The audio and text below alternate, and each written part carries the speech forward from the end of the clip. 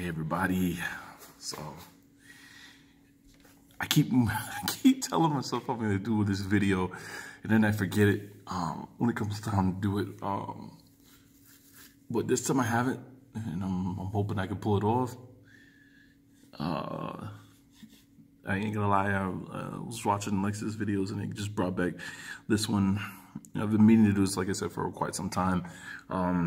I spoke to Arthur about it too, back when I first seen it, because I didn't really know what I was looking at. I just felt like there was something weird to the whole thing. But with the help of Black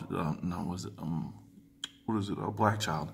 With the help of Black Child's teachings, I feel like it can better identify what I'm looking at. So I want to use this first. Fair use. Try not to use the music or lyrics or too much or anything like that. All right, let's see here. And this is the Rick Ross "Devil Is a Lie" featuring Jay-Z. Okay, so I don't like how I don't think I need that, but here it is. Let's start out with masterminds. Right, the genius. There's always a mastermind behind it all, right? Let's see. We gotta get this forever.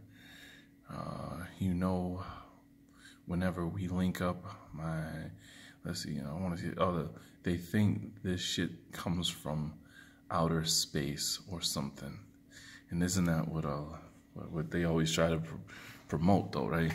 That a lot of stuff has something to do with above our heads because of the Pleiades, right, and the stars, right? And they always tell us they come from Venus, Mars, and so on and so forth.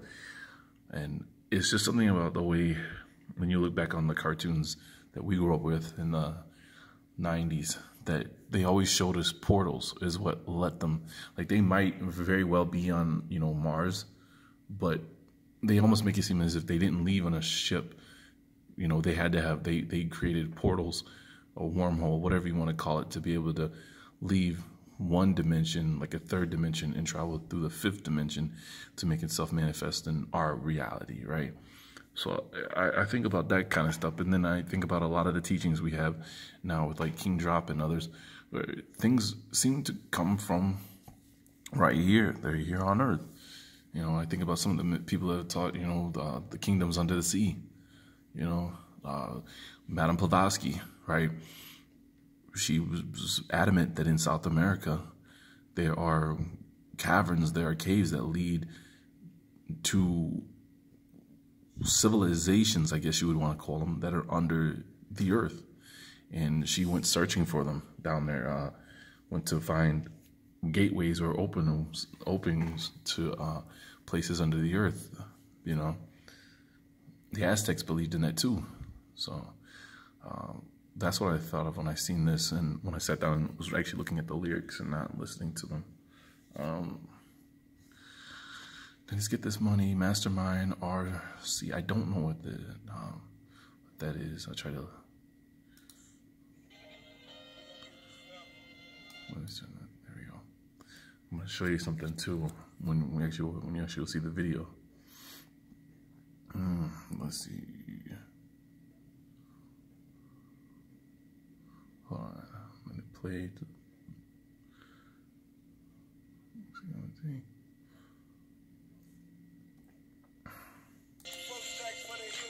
All right. Let's see. 4 stacks. The 4, right? It reminded me of Black Child, where he taught us the 4 is the symbol of a Freemason hit, right? They do things in 4 to symbol to other Masons the job is done. And I know this has nothing to do with a hit, but I just thought about, you know, the fact that he threw 4 and he could have put any other number, 3 stacks, 12 stacks, 28 stacks, but 4, you know. And then think about this, right? When you're learning, and I've been taking the time trying to figure this out, because Arthur, he tried to tell me a long time ago about the perfect ratio, the Fibonacci. And there was this old cartoon. In that cartoon, they showed the Fibonacci. That's the first time I had ever seen it. I didn't know what the heck it was. It didn't dawn on me. Arthur already tried to explain to me the whole thing about the Fibonacci. But that's the first time I ever seen 444 long before Jay-Z came out with his. So then I was thinking about that and what's the significance of, 444 and the number 4 being, important to the Masons to show, we took care of business. But let's see, 4 stacks and the car smells like, yeah. Telling the plug I'm looking to increase. Stop points. Then hold on, there was and this was this is the other one, another line that I thought was switching lanes to lanes like Walmart now. And I remember at the beginning, they always complained about Walmart made all these promises that they would never move their companies overseas, they would never sell foreign goods. But the moment the chance arose, they took that option. And then I also thought, and this has anything to do with the military contracts too, that Walmart has with the Department of Defense to be the prison houses when they round people up, which a soldier from Iraq showed. They're like perfect roadside, blocks. Let me see here.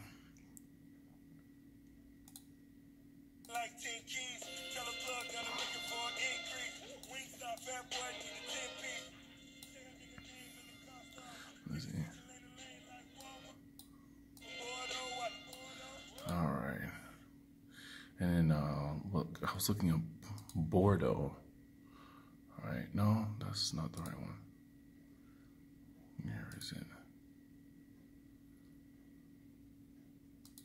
Yeah, I guess this was the right one, right? Let me see here. Go back. Oh, let's see. No, that was a mansion somewhere. I know that was.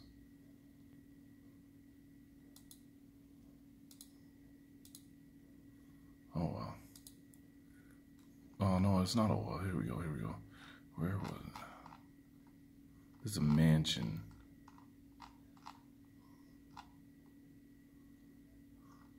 I stopped right there. Signs and symbols rule the world, not words or laws. Confucius.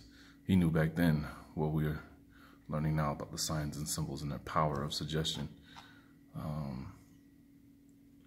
Where was it? I think I had to go back a step, right? Yeah.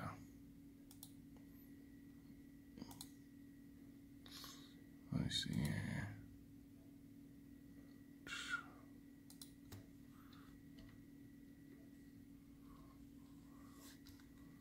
There we go. Red Bordeaux pulled up. Yeah, that's what it was. It was a castle in France. Yeah. France. Check this out. See the moon? No, that's weird. The moon is in the water, right? Below the castle with the lion and these right above it. So that's what it was. Let's see.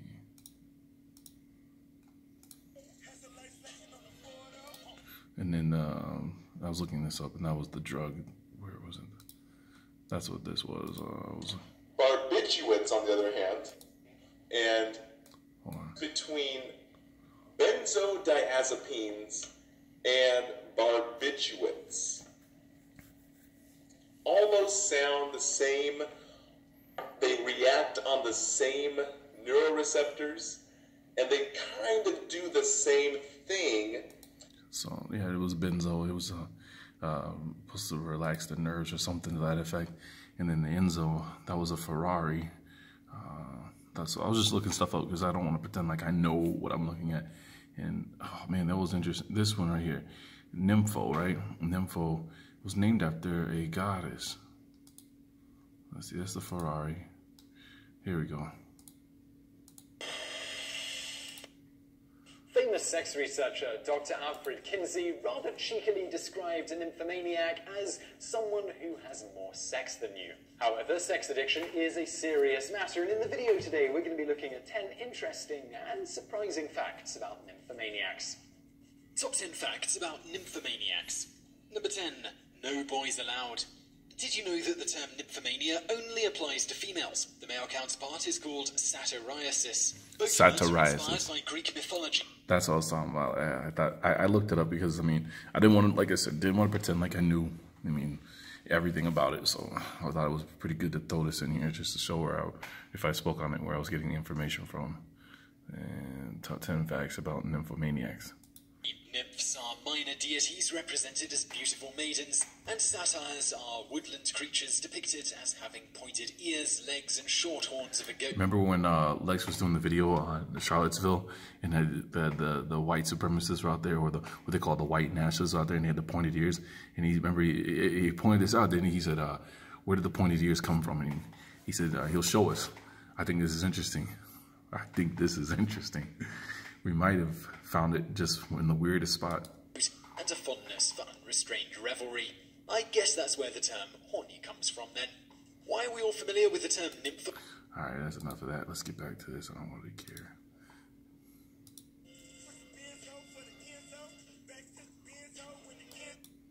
Alright. I don't want to get flagged for using it. Just keeping it going.